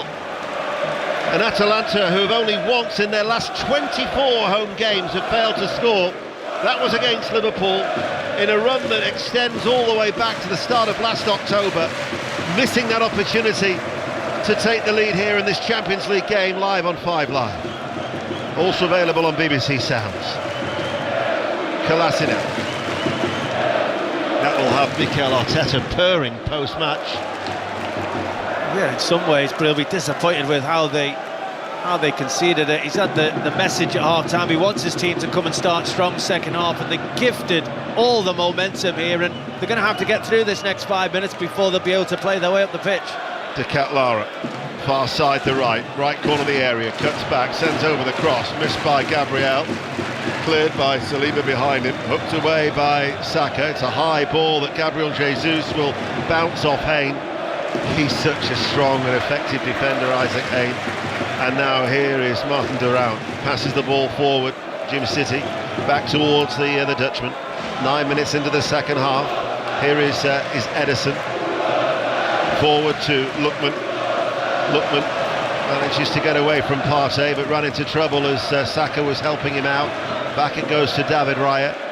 Raya clears, downfield, ball, Havertz tries to get there, Jesus goes in for a 50-50 with Durant, and it goes all the way back to Marco Carnesecchi, the goalkeeper, strikes it away downfield. Lively atmosphere here in Bergamo on BBC Radio 5 Live. Saliba running away from Retegui, down towards the corner flag on that far side, passes the ball to Raya, controls it well, first time with his right foot. As the noise increases and the decibel levels rise, and Thomas Partey, who was certainly, Mikel Arteta looked a frustrated figure with him at the end of the first half, will be a rather relieved man after he was the guilty party, as the ball goes down the line to Saka on this near side to right. Saka wriggles away, helps out by White. White cuts the ball back, and there was Jim City just a step forward to clear the ball inside the penalty area. Retegui rolls away from Saliba over the halfway line. Saliba though is back goal side. Lookman joins the attack near this side. At the minute you've got either end of the stadium chanting to each other. So the ultras in the Curva Nord, and then in the Curva Sud. And in between, the Arsenal fans are also trying to make their presence felt, as the whole stadium behind the goals are jumping up and down in unison. Loving the atmosphere. Atalanta with Ruggieri. Lookman darts into the penalty area. White does well to get something in it, and Rice can bring the ball clear. Rice held up then by Martin Durant. Saka wants it over the top, but because the presence of the Atalanta captain and Lookman, Rice has to go back towards David Raya. Thought it just showed a little bit too much towards Retegui, but he got it away. He wasn't as panicky as maybe others were. Certainly not as panicky as you were in that situation. I think that's panicky. Wait till they start letting off the firecrackers. Well, you left out your seat there. No, I didn't. I did the other night in San Siro when the firecracker went off. And then I heard last night with Conor McLaughlin that the pigeon had pooped on her head, and I'm thinking these things come in threes. What awaits the Five Live team on their travels in Europe tonight? As there is a gentleman on the platform with a megaphone in the goal away towards our right, whipping up the crowd, as Arsenal are going to be making a double change.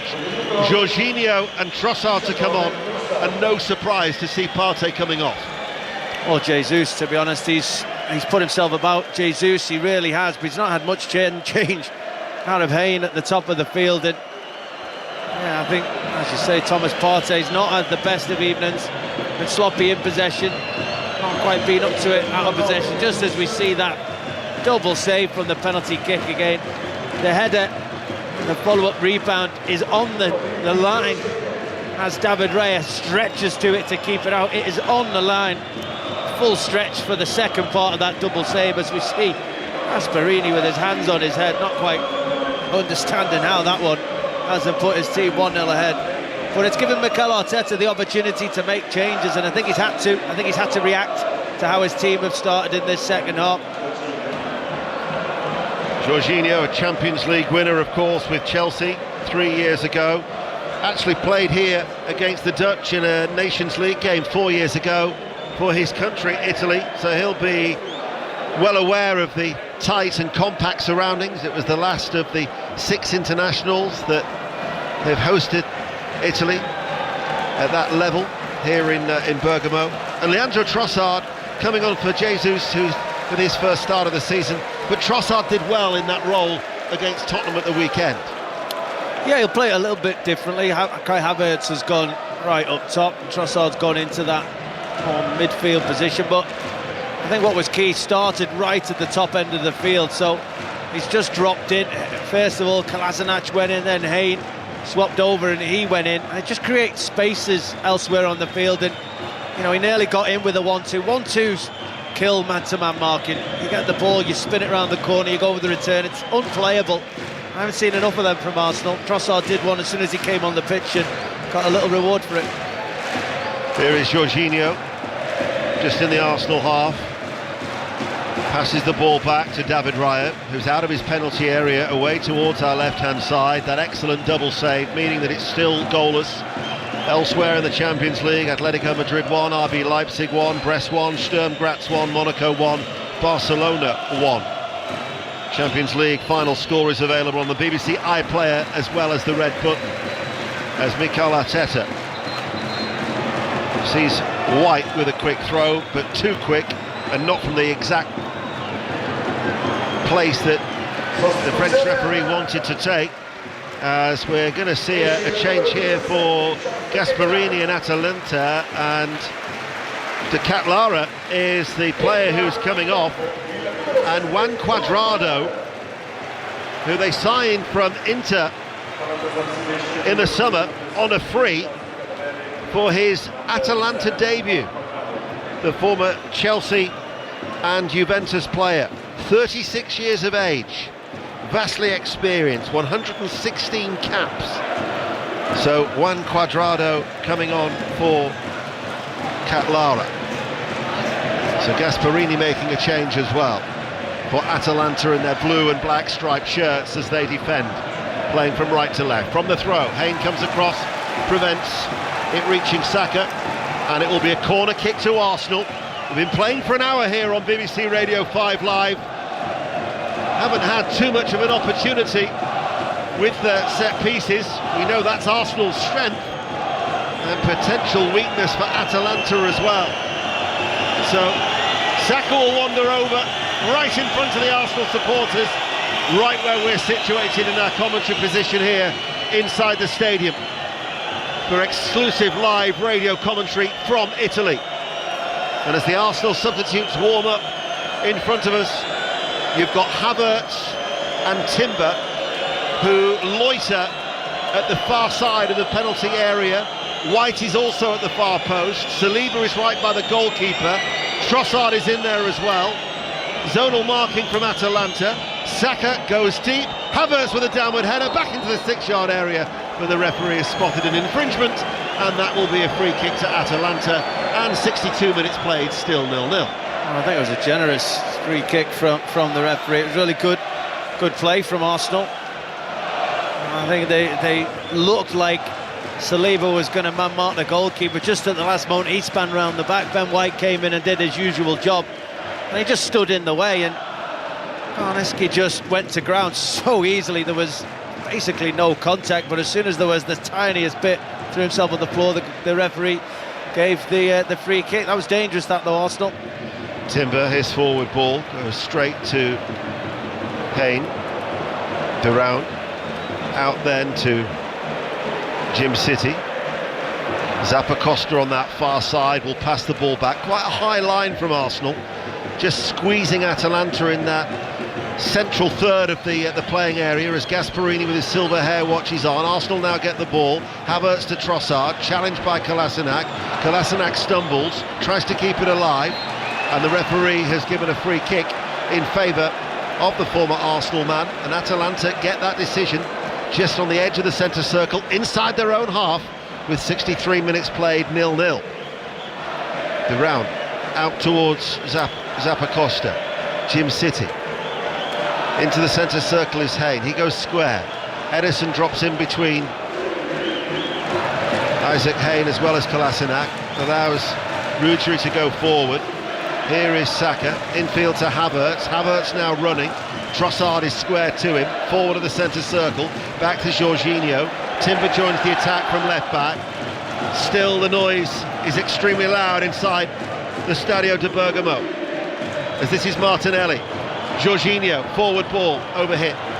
Out it goes for a goal kick, 0-0. That was a little bit better from Arsenal, the speed at which they moved up the pitch as a unit, not just ones and twos. And they need to take advantage of the moment somebody wins their 1v1 duel.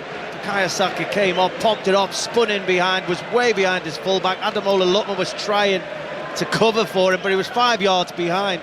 And if Havertz could have just realised that Saka had beat his opponent, nobody else is going to be able to get close. Just play him back, play him in. There'll be opportunities there. That's Leon Osman, who was played in the Everton side when Mikel Arteta made his first start for Everton, an FA Cup tie at Goodison, where you were beaten 2-0 by Manchester United after a couple of substitute appearances when Arteta first arrived with you at Merseyside. It's really nice of you to bring that up. You had fond memories of the next game, though, didn't you? I did, yeah. His full Premier League debut was a good convincing win over Aston Villa. I managed to get on the score sheet a couple of times. You couldn't wait to tell me that earlier. I'm surprised you were a little reticent just then. Yeah, I'm surprised you brought the whole thing up knowing the end of the story. There's going to be a double change in the offing as Cuadrado has just wincing a little bit there from a little bit of a knock. We're going to see Raul Bellanova coming on for one of the changes. I would think that would be for Zappacosta. I'm just trying to see who the other player would be. Potentially could be Zaniolo, who is on loan from Galatasaray. Of course, the ex-Roma man was at Aston Villa last year on loan, where he made 39 appearances and scored 3 goals. He's only made 1 appearance so far for Atalanta. He's had a thigh injury which has restricted him early on this season. 66 minutes played. Still we have all the atmosphere, but we haven't had any goals as yet. For what has been a good week so far for the British clubs in the Champions League, spread over 3 days for match day 1 in this revamped format. Here is Lookman, edge of the area, out towards Zappacosta, sends over a first-time cross. Cuadrado was there, didn't really get anything on it with his head. Runs through towards Hayne, edge of the centre circle. Arsenal have everybody back. Atalanta just starting to build up a little bit of steam here. Crowd are sensing that as well as they clap in unison behind that goal. Atalanta, though, being patient. Out towards Cuadrado. Got Kolasinac on the inside. Cuadrado cuts inside and shoots just over the top of the crossbar. Right-footed, bit of curl on that as well. David Raya dived away towards his left.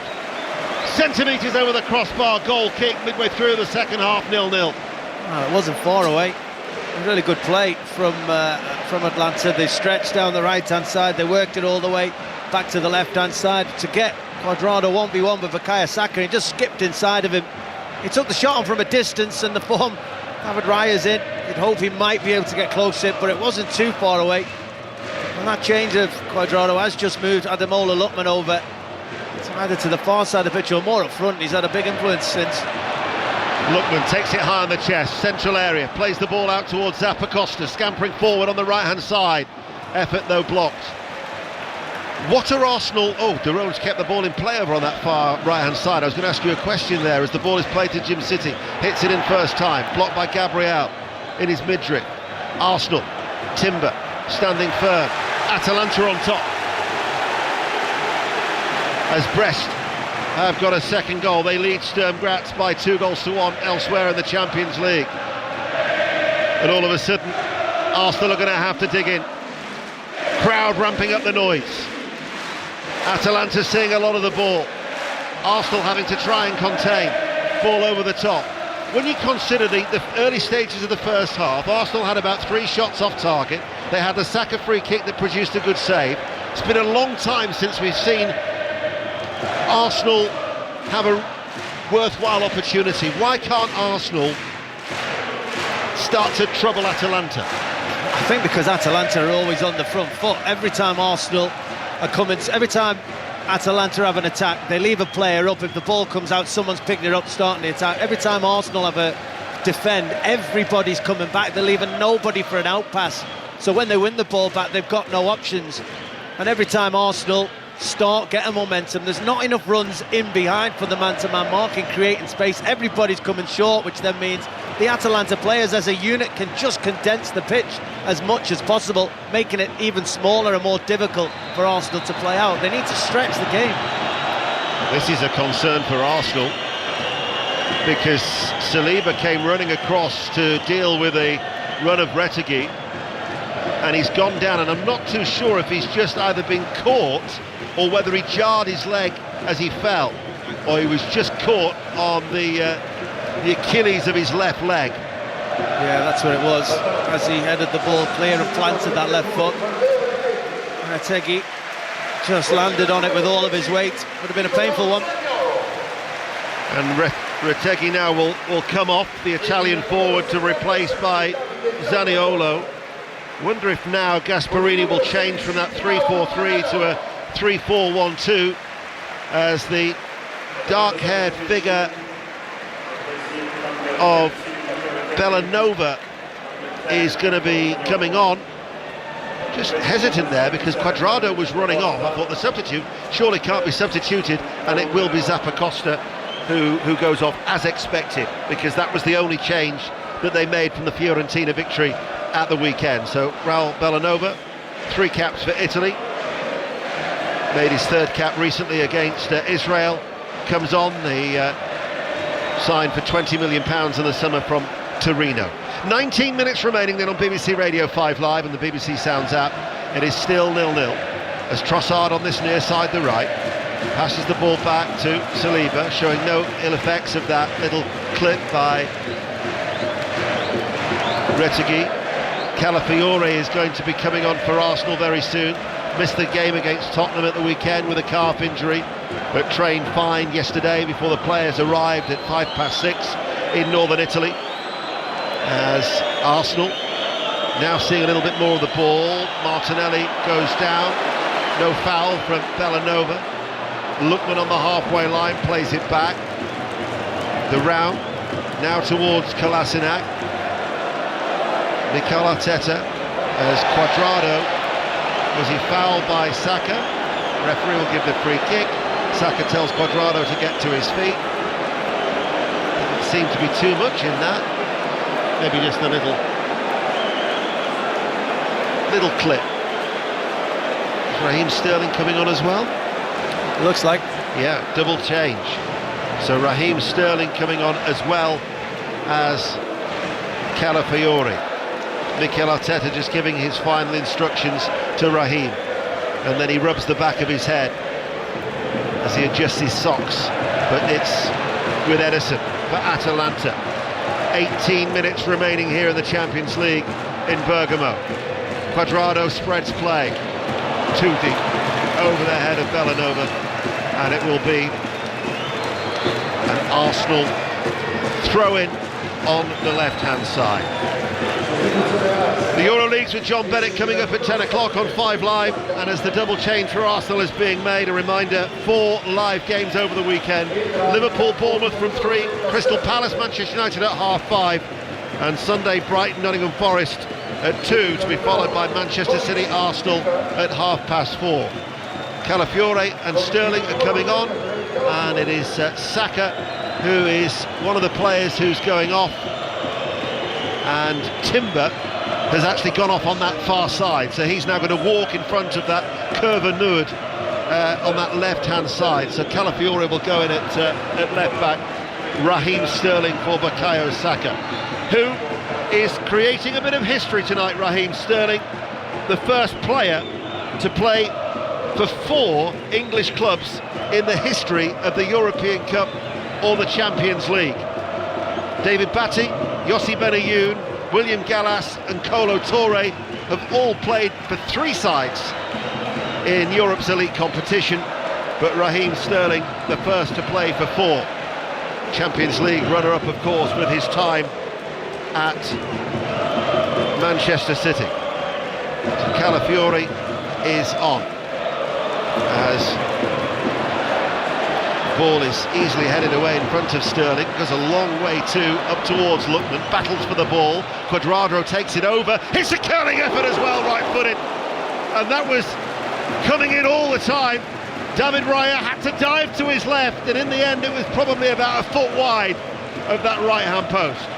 He's not shy about taking an effort on from distance.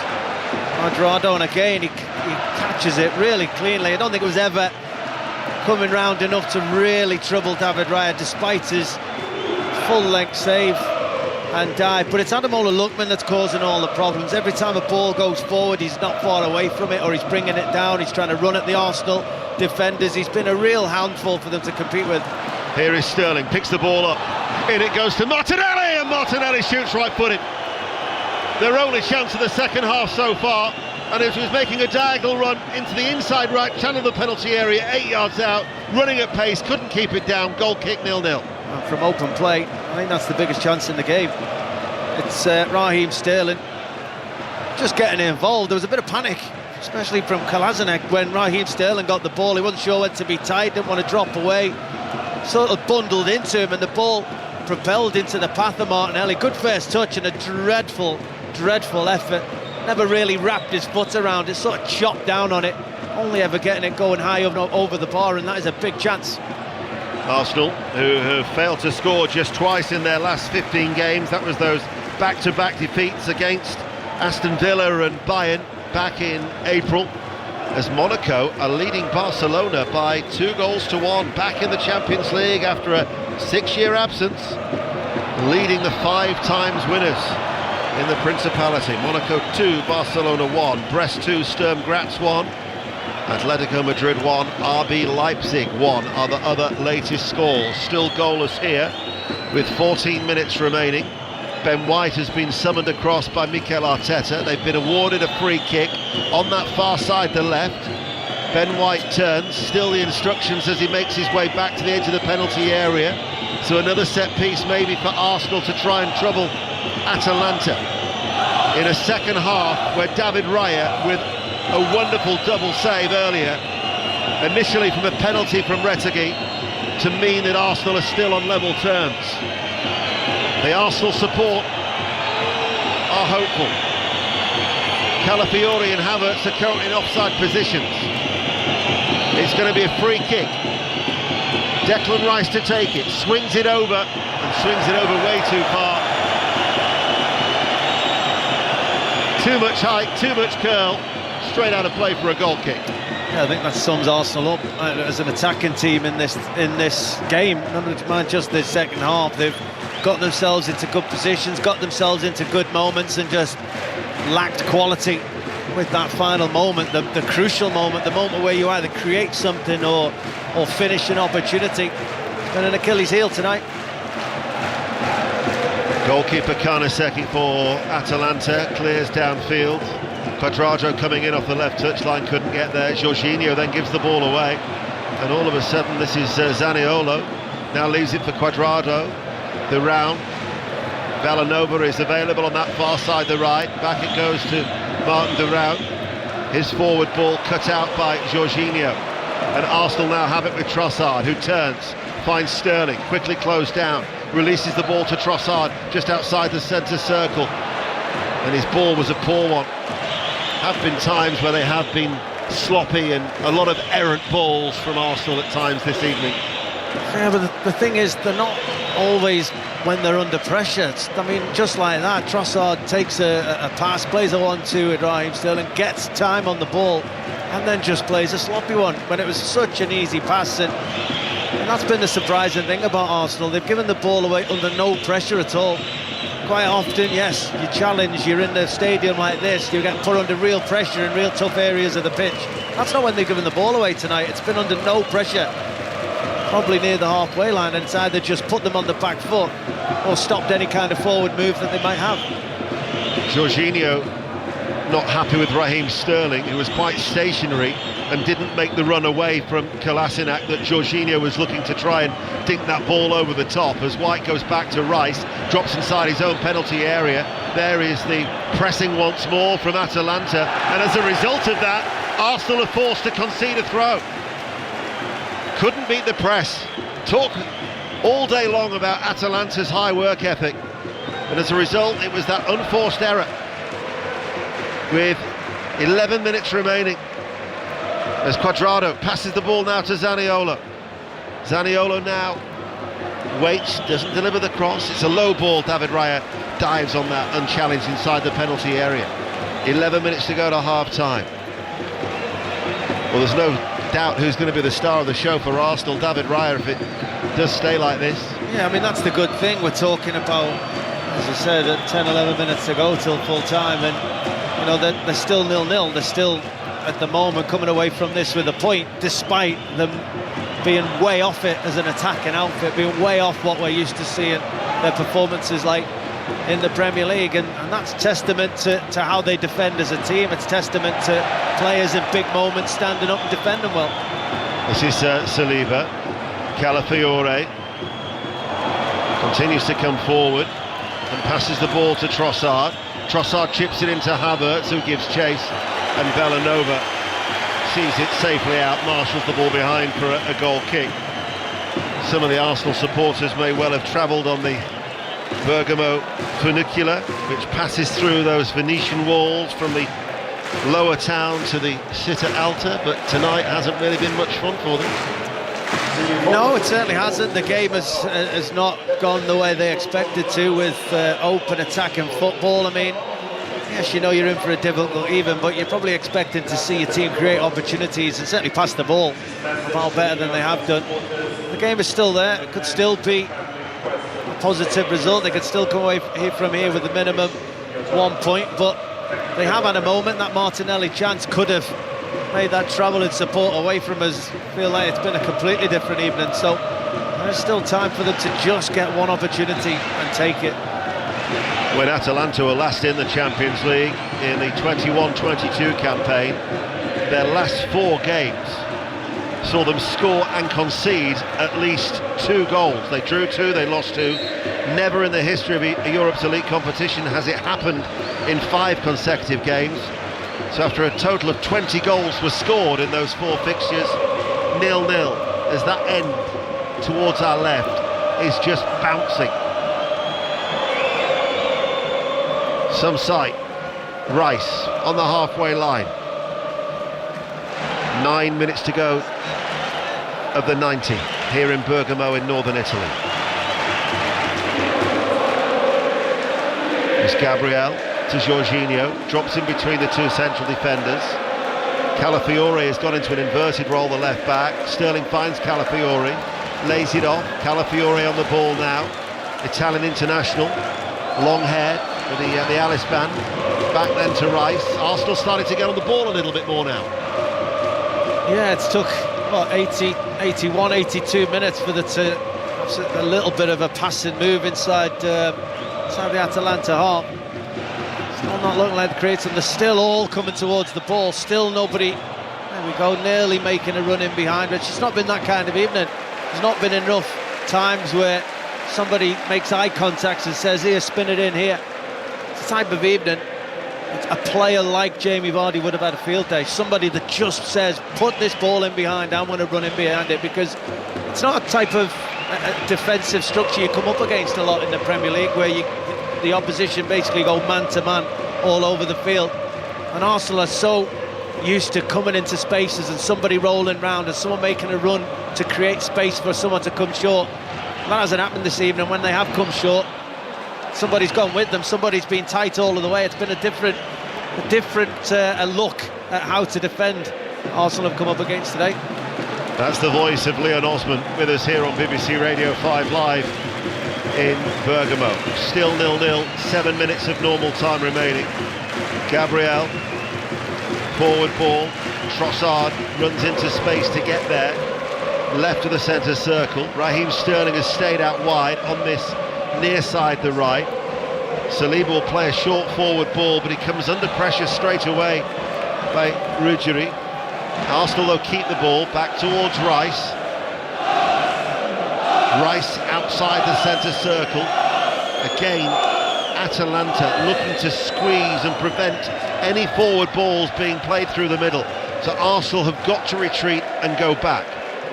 And it's hit downfield by Gabriel, chested off by Havertz to Trossard. They lose it though in the centre circle. Ball played forward by Jim City. And then it was Edison, lays it back. Bellanova. Atalanta are back in control. Is there to be a late goal here in Bergamo? There's often a quote attributed to Gianpiero Gasperini. Defending makes you invincible, but if you want to win, you must attack. It highlights his brand of football taken from the art of war, and they are attacking, and they have a throw on the right-hand side with just under 6 minutes remaining.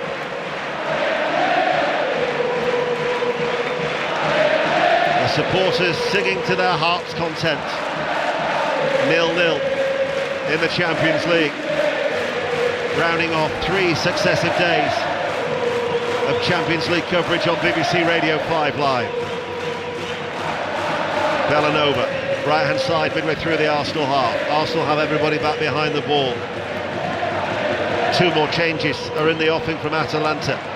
So Gasperini is going to twist yet again as he looks to try and get off to a winning start before they will travel to face Shakhtar away, Celtic at home, and then Stuttgart away are their forthcoming games in this rebranded Champions League format.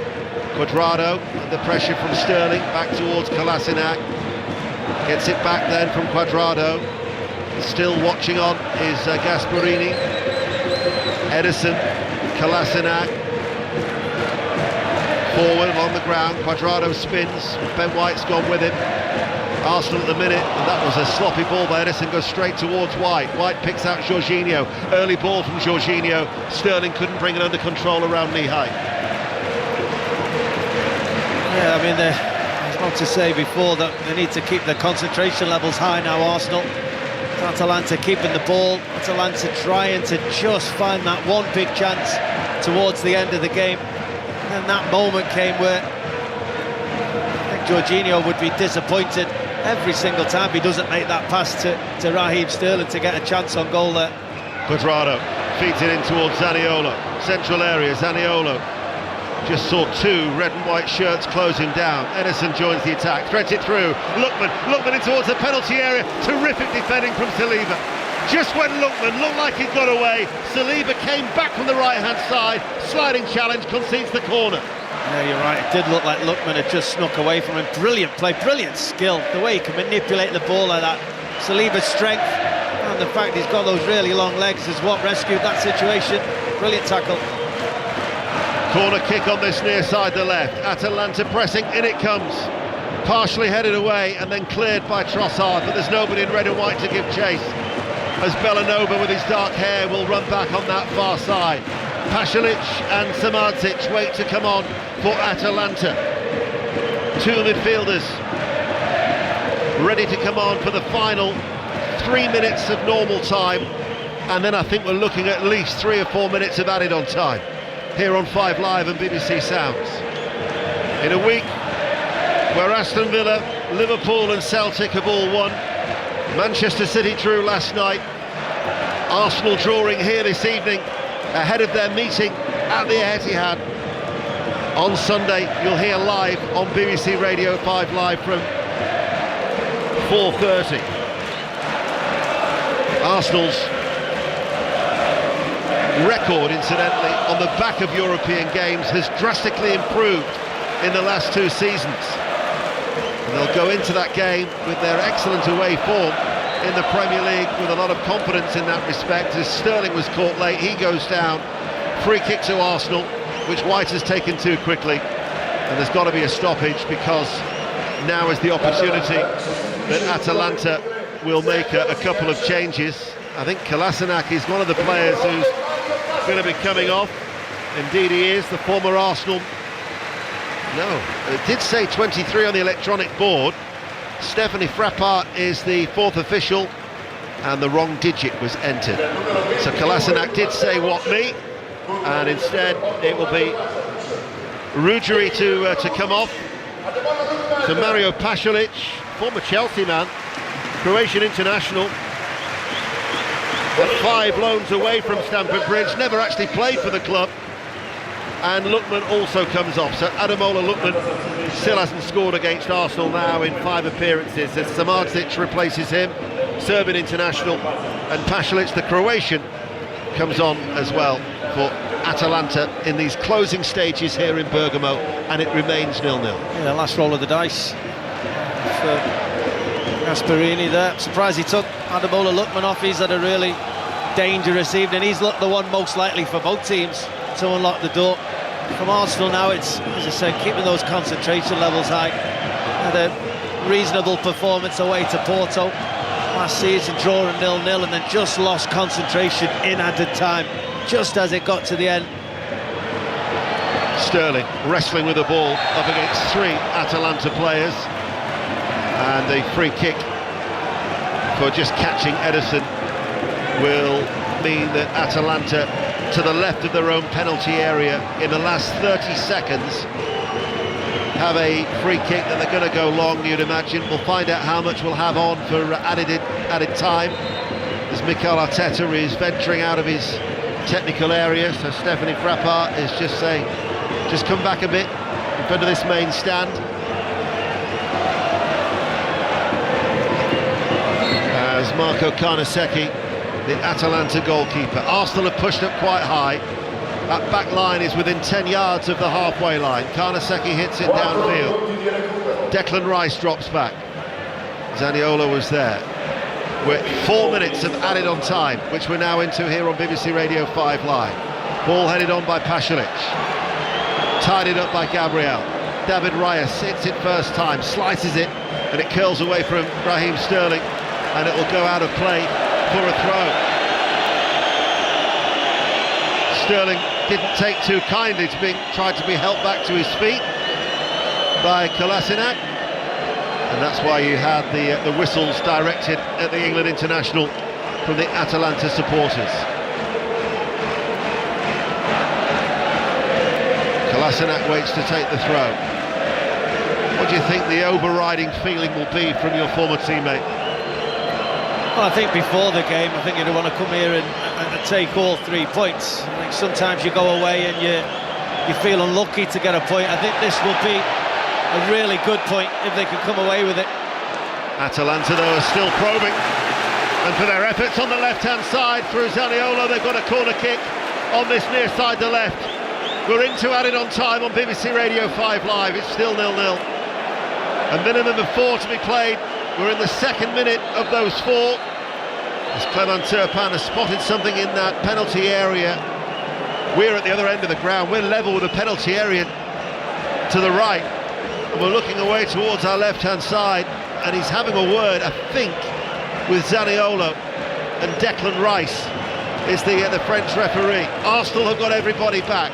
Leon talks about how they were mugged in Porto late on last season in the Champions League. In comes the corner kick. Good, strong header out by Gabriel. Headed back by Edison. Again, Gabriel climbs just inside the penalty area.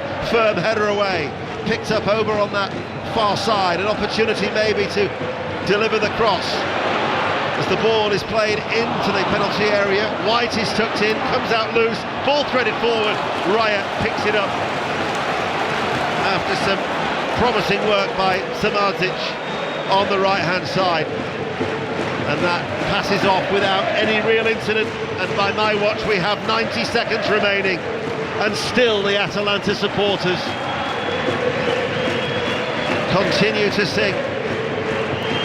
I think you can see Mikel Arteta's thoughts to the way the game has gone there. David Raya came out trying to play a long pass, trying to start a counter-attack for Arsenal.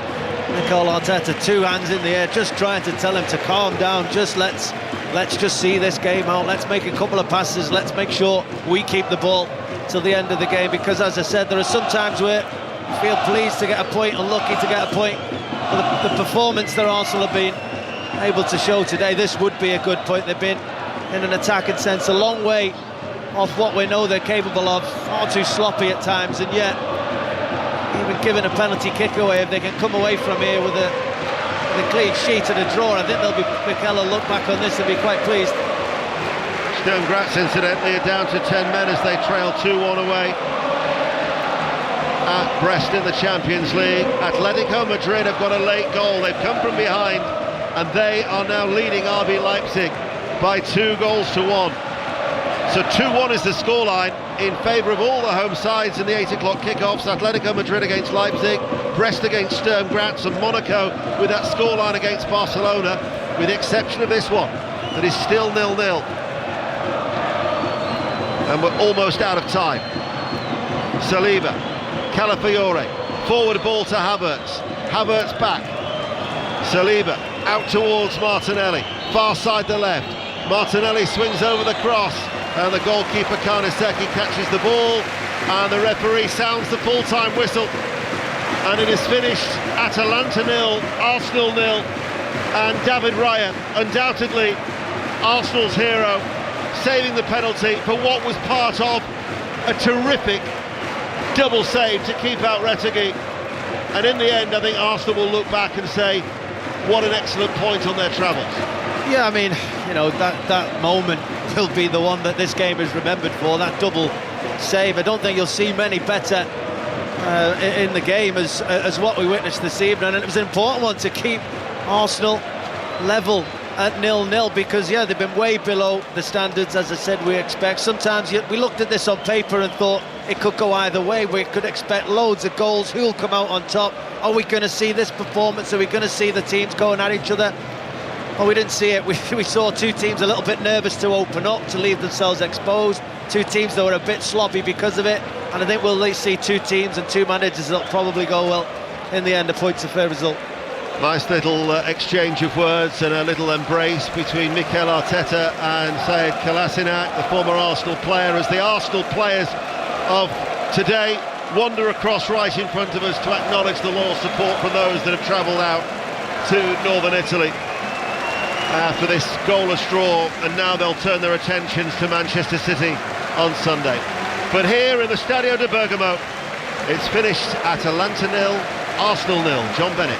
Yes, hello from me, John Bennett on 5 Live Sport, ahead of a mini Euroleagues coming up after 10. A lot to discuss tonight, but before that, let's reflect a little bit more on that draw for Arsenal. Leon, Mikel Arteta's got a smile on his face. I can see the TV pictures here. You were mentioning he'll be happy with this point. What do you think was missing, though, from the Arsenal performance tonight?